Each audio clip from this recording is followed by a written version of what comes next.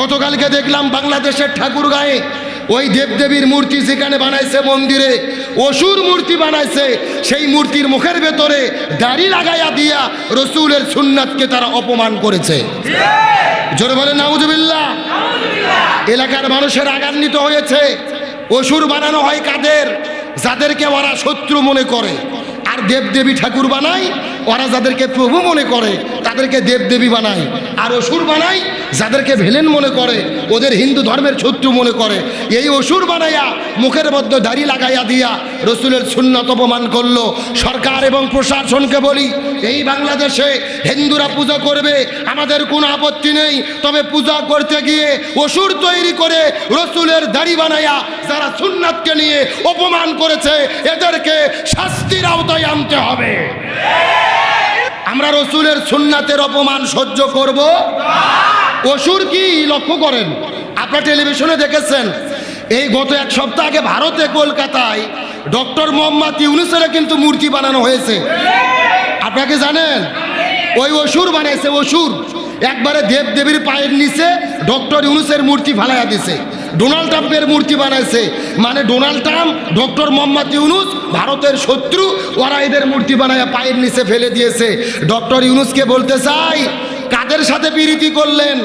বাংলাদেশের মানুষ ইলিশ খাইতে পারে না, 1500-2000 টাকা কেজি ইলিশ, অথচ ওই ইলিশ 500 টাকা কেজি ভারতে সাপ্লাই দিলেন দুর্গাপূজার জন্য।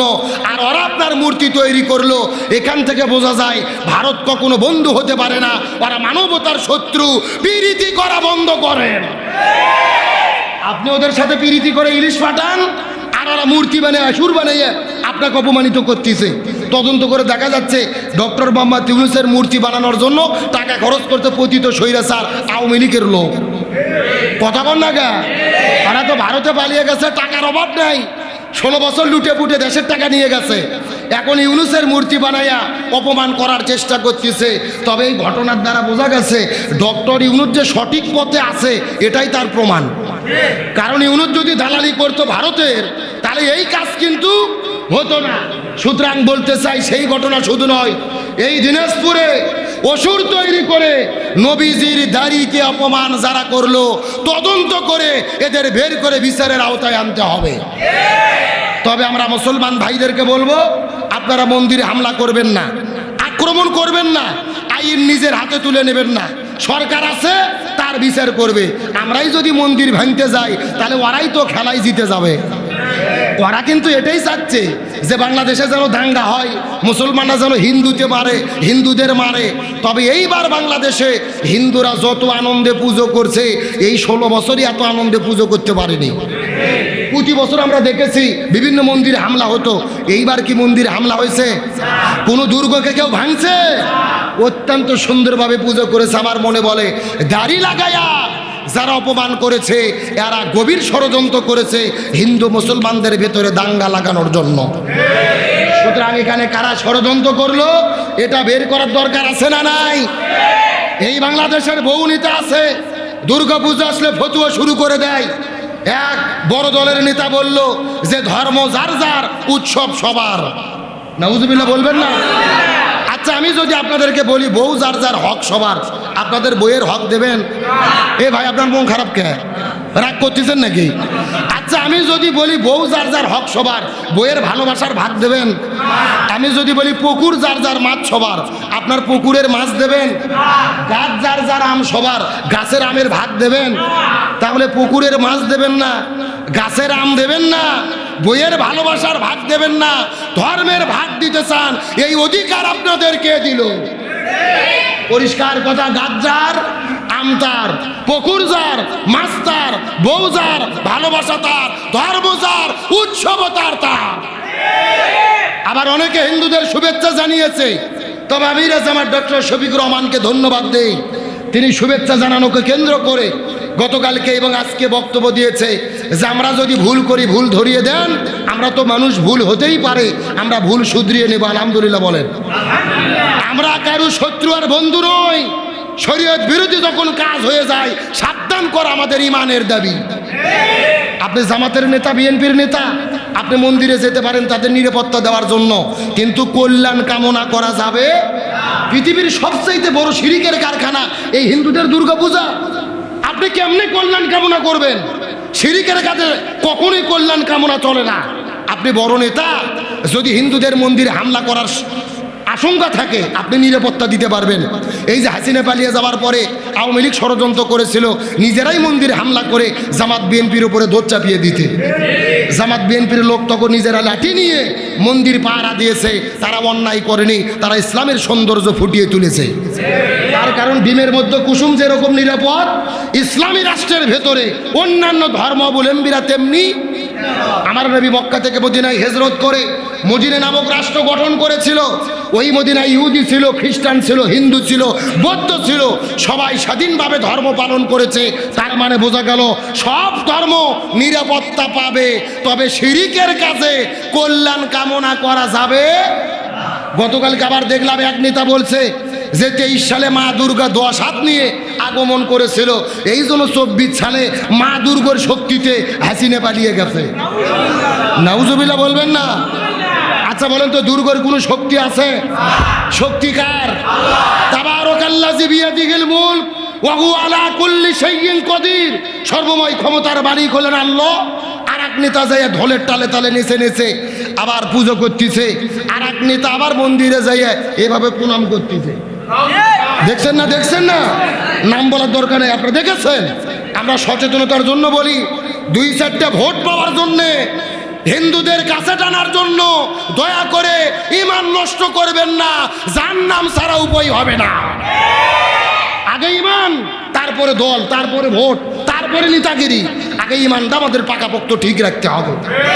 আপনি বলে ফেলবেন পূজা আর রোজা মুদ্রার এপিট অপিট, বলার সুযোগ আছে নাকি?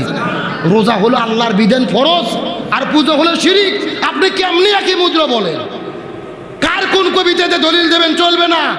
মানুষের ধর্মীয় অনুভূতিতে আঘাত করবেন না। হাসিনা পালাতে বাধ্য হয়েছে আলেমদের জুলুম করার কারণে, ধর্মের বিরুদ্ধে দাঁড়ানোর কারণে। সুতরাং বাংলাদেশের মানুষ আবেগপ্রবণ, ধর্মপ্রীতি, নামাজ কম পড়ে, রোজা কম রাখে, হজ কম করে, কিন্তু ধর্মের প্রতি টান মারাত্মক। ওই ধর্মের বিরুদ্ধে দাঁড়াবেন, এমন কাজ করেন না সংগঠন যাতে প্রশ্নবিদ্ধ হয়, ধর্ম প্রশ্নবিদ্ধ হয়, এমন কাজ থেকে আল্লাহ হেফাজত করুক বলেন আমিন। আচ্ছা আপনাদের প্রশ্ন করি, শেষ কথা সত্য করে বলেন, আমরা যে দুটো ঈদ করি, হিন্দুরা কি আমাদের ঈদের দিনে মাঠে আসে? শুক্রবারে জুমার নামাজ পড়তে আসে? আপনারা গরু জব করে গোস্ত দিলে ওরা খায়, ঈদের দিনে সেমাই দিলে খায়, তো ওরা ঈদগাহে মাঠে আসে না, মসজিদে আসে না, আপনার গরুর গোস্ত খায় না, আপনি ওদের পুজোয় যান কেমনে? লজ্জা থাকা দরকার। আবার কি সুন্দর দলিল বার করছে ভাই, লাকুম দিনুকুম ওয়ালিয়া দিন। হাসিনা সংসদে ফতোয়া দিয়েছিল যে লাকুম দিনুকুম ওয়ালিয়া দিন, বুখারী শরীফের হাদিস। ভুলে গেছেন নাকি আপনারা? কোরআনের আয়াত আর বলতেছে বুখারী শরীফের হাদিস। ভালো করে বোঝেন, এই সূরা আল্লাহ কেন নাজিল করলো, প্রেক্ষাপটটা আমাদের জানা দরকার। আবু জেহেল রসুলের কাছে যাওয়ার পরে বলতেছে, ইয়া রাসূলুল্লাহ, তুমি তো ভাতিজার, আমি তো চাচা, খামাখা আমাদের নিজেদের মধ্যে গন্ডগোল করে লাভ নাই। তুমি যখন নামাজ পড়বা আমরাও তোমার সাথে যাইয়া নামাজ পড়বো, আবার আমরা যখন পুজো করব তুমি একটু আমাদের সাথে আসো, মিলেমিশে করি। প্রস্তাব ভালোই তো নাকি? কি মনে হয় আপনাদের প্রস্তাব ভালো? আজগবি গল্প বলতেছি না, সূরা কাফিরুনের শানে নুজুল। যখন আবু জেহেল এই প্রস্তাব দিয়েছেন, আল্লাহ তাআলা জিবরাইলকে পাঠাইয়া দিলেন, ঘোষণা দেন, কুল ইয়া আইয়ুহাল কাফিরুন লা আবুদু মা তা'বুদুন। হে রাসূল, আপনি বলে দেন তোমরা যার ইবাদত করো আমরা তার ইবাদত করি না, আমরা যার ইবাদত করি তোমরা তার ইবাদত করো না, আমরা আল্লাহর ইবাদত করি তোমরা করো না, তোমরা মূর্তির পূজা করো আমরা করি না। সুতরাং তোমাদের মূর্তি পূজা তোমাদের জন্য। আল্লাহ সূরা নাজিল করলো ভাগ করার জন্য, আর আমরা একই সূরার ফতোয়া দিয়ে এক করার চেষ্টা করতেছি। কথা বল না গা? সুতরাং এই শিরিক থেকে আল্লাহ আমাদের হেফাজত করুক বলেন আমিন। আমার বন্ধুগণ, মুসলমান ভাইরা গভীর মনোযোগ লক্ষ্য করুন। তাহলে নবীজির জীবন মেনে চলা আমাদের জন্য ফরজ করে দিয়েছেন কি? আরো জোরে বলেন। কথাগুলো সুন্দর করে ভালো করে বোঝার চেষ্টা করবেন। আমার নবীজি জমিনের ভেতরে শান্তি প্রতিষ্ঠা করার জন্য 17 বছর বয়সের ভেতরে একটা দল গঠন করেছিল, যেই দলের নাম হলো হিলফুল ফুজুল। কি নাম বললাম? বগুড়ার মুসলমান, আর বেশি কষ্ট দেব না, গভীর মনোযোগ। আমার নবী 17 বছর বয়সের ভেতরে এই জমিনের মধ্যে হিলফুল ফুজুল দল গঠন করার পরে 17 বছর থেকে শুরু করে 40 বছর পর্যন্ত নবীজি চেষ্টা করলো এই জমিনের মধ্যে শান্তি কায়েম করার জন্য। কিন্তু দুর্ভাগ্যজনক ব্যাপার হলো আমার নবী 23 বছর ধরে এই জমিনে চেষ্টা করেছে, তারপরেও শান্তি কায়েম করতে পারলো। এ বগুড়ার মুসলমান ভালো করে বোঝার চেষ্টা করবেন, নবীজি 23 বছর ধরে চেষ্টা করেছে কিন্তু জমিনের ভেতরে শান্তি কায়েম করতে পারলো না। কিন্তু নবীজির বয়স যখন 40 বছর হয়ে গেল, আল্লাহ নবীজির উপরে যখন কোরআন নাজিল করে দিলেন, নবীজি কোরআনের দাওয়াতটা যখন দেওয়া শুরু করে দিল, ওই কোরআন জমিনে বাস্তবায়ন হয়ে গেল, তখন জমিনে শান্তি প্রতিষ্ঠা হলো। নবীজির জীবনটা দুই ভাগে ভাগ করার চেষ্টা করেন। নবুয়ত পাওয়ার আগে 23 বছর, অর্থাৎ 17 থেকে 40 পর্যন্ত 23 বছর, আবার 40 থেকে শুরু করে 63 পর্যন্ত নবুয়ত পাওয়ার পরে 23 বছর। আগে 23 বছর নবী চেষ্টা করলেন, দুনিয়ায় শান্তি প্রতিষ্ঠা করতে পারলেন না, কিন্তু পরে 23 বছরে নবীজি কেন শান্তি কায়েম করতে পারলো? এর পেছনে কারণ হলো আগের 23 বছরের ভেতরে নবীজির কাছে দল ছিল, কিন্তু নবীজির দলের ভেতরে আল্লাহর কোরআনের সংবিধান ছিল না। কথা কি বোঝা যায়? এ ভালো করে বোঝেন, আপনার আমার মতো 2 টাকার ছুটকে ফাটকে হুজুর না, এলাকার তেল তেলা গোয়েন্দার নেতা না, স্বয়ং বিশ্ব নবী 23 বছর ধরে চেষ্টা করেছে এই জমিনে শান্তি কায়েম করার জন্য, শান্তি কায়েম করতে পারেনি। তার কারণ তখন নবীর দল ছিল, কোরআনের সংবিধান ছিল না। তার কারণ তখন কোরআন নাজিলই হয়নি। 40 বছরে কোরআন নাজিল হলো, 23 বছর নবী কোরআনের দাওয়াত দিল, জমিনে শান্তি কায়েম হলো। এখান থেকে রসুলের সিরাতের শিক্ষা হলো, এই বাংলাদেশে যারা শান্তি কায়েম করতে চাচ্ছে ওই দলের দ্বারা এই জমিনে শান্তি কায়েম সম্ভব না, যেই দল আল্লাহর কোরআনের সংবিধান দিয়ে পরিচালিত হয় না। কথা কি ক্লিয়ার না ভেজাল আছে? কেরে ভাই, যেই দল নিজেরাই কোরআন দিয়ে চলে না, ওদের নিজেদের মধ্যেই তো মারামারি করে 110 জন কুপকাত। কথা কোন নাগা? তাহলে ওরা কি শান্তি দিতে পারবে? কথা পরিষ্কার। স্বাধীনতার 54 বছর পার হয়ে গেছে, এক দল ক্ষমতায় এসেছে, আর এক দল বিদায় নিয়ে চলে গেছে, কেউ শান্তি দিতে পারেনি। শান্তির জন্য আমাদের ঘোষণা, এই বাংলাদেশে সব দল দেখা শেষ, আগামীতে আলেমদের নেতৃত্বে কোরআনের বাংলাদেশ। কোরআন ছাড়া জমিনে শান্তি আসবে? আমার বন্ধুগণ, মুসলমান ভাইরা গভীর মনোযোগ লক্ষ্য করুন।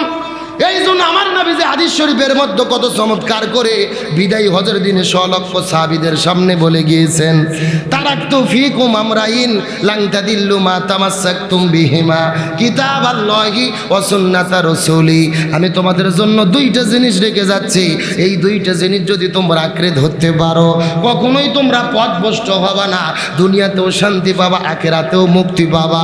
চিৎকার করে বলেন তো দেখি কয়টা জিনিস? 1 নম্বর হলো কিতাব আল্লাহ, আল্লাহর কিতাব কোরআন। 2 নম্বর সুন্নাত রাসূলি, রাসূলের সুন্নাত হাদিস। তার মানে বোঝা গেল দুনিয়ার ভেতরে কোরআন হাদিস ছাড়া শান্তি আসবে না। সেই কথা আমার আল্লাহ কোরআনের মধ্যে কত চমৎকার করে বলেন, ওমান নারাদা যিকরি ফা ইন্না লাহু মাঈশাতান দঙ্কা ওয়া নাহশুরুহু ইয়াউমাল কিয়ামাতি আমা। সূরা দোয়া 16 নম্বর পারার 19 নম্বর পৃষ্ঠার 13 নম্বর লাইন 124 নম্বর আয়াতে কারিমা। তাফসিরে ফি জিলালিল কোরআন আল্লামা সৈয়দ কুতুব শহীদ রাহমাতুল্লাহ আলাইহি তার কিতাবের মধ্যে তাফসিরে বর্ণনা করে বলেন, এ পৃথিবীর মানুষেরা এই দুনিয়ার ভেতরে কোরআন বাদ দিয়ে যারা জীবন পরিচালনা করবে আর শান্তির জিকির করতে থাকবে, এদের জীবনে আমি আল্লাহ কোনো শান্তি রাখবো না, বরং মাঈশাতান দঙ্কা, তাদের জীবনটা অশান্তিতে ভরে দেব। আর দুনিয়ার ভেতরে যারা কোরআন মেনে জীবন পরিচালনা করবে না, আল্লাহ হাসরের ময়দানে তাদের 2 চোখকে কানা করে অন্ধ করে হাসরে উত্তোলন করবে। জোরে বলেন নাউজুবিল্লাহ।